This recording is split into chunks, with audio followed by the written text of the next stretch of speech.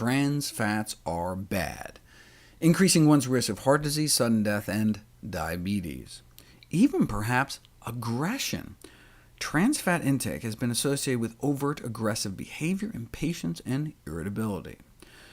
Trans fats are basically only found one place in nature: animal fat.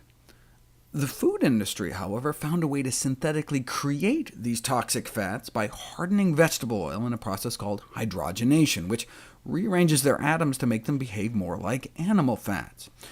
Although most of America's trans fat intake has traditionally come from processed foods containing partially hydrogenated oils, a fifth of the trans fats in the American diet used to come from animal products, 1.2 grams out of the 5.8 total consumed daily on average.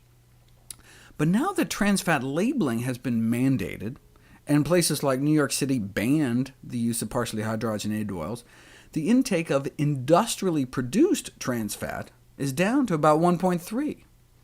So that means about 50% of Americans' trans fat intake now comes from animal products. According to the official USDA nutrient database, cheese, milk, yogurt, burgers, chicken fat, turkey meat, bologna, hot dogs contain up to about between 1 to 5% trans fats. They also found small amounts of trans fats in non-hydrogenated vegetable oils due to steam deodorization or stripping during the refining process. Now, is getting a few percent trans fats a problem, though? The most prestigious scientific body in the United States, the National Academies of Science, concluded that the only safe intake of trans fats is 0.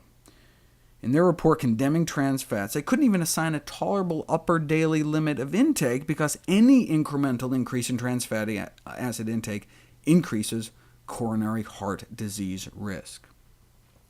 There's been controversy, though, as to whether the trans fats naturally found in animal products are as bad as the synthetic fats in partially hydrogenated junk food. The latest study supports the notion that trans fat intake, irrespective of source, animal or industrial, increases cardiovascular disease risk, especially, it appears, in women. Because trans fats are unavoidable on ordinary, non-vegan diets, getting down to 0% trans fats would require significant changes in patterns of dietary intake.